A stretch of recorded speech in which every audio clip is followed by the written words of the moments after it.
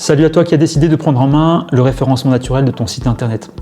Aujourd'hui, je te propose d'aller un petit peu plus loin sur un sujet assez important, c'est le H1, en référence à la précédente vidéo qui t'explique l'importance du H1 et comment traiter le H1.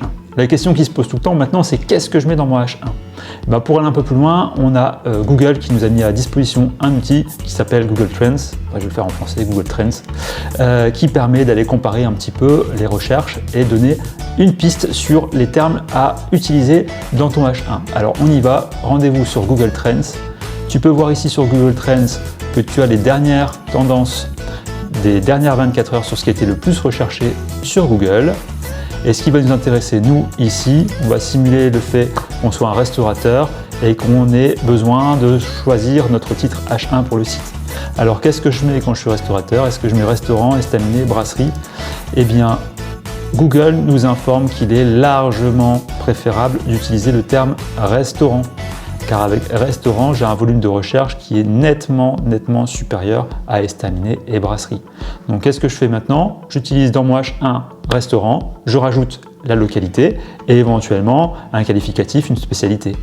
En revanche, si je veux aller plus loin et je veux par exemple parler d'un restaurant sur Lille, je vais mettre restaurant Lille. Si je veux préciser restaurant italien, attention, peut-être qu'il faudra faire autre chose. On va tester restaurant. On va l'écrire correctement, restaurant italien, on met une virgule et on compare à pizzeria. Oui, l'accent italien est meilleur que l'accent anglais.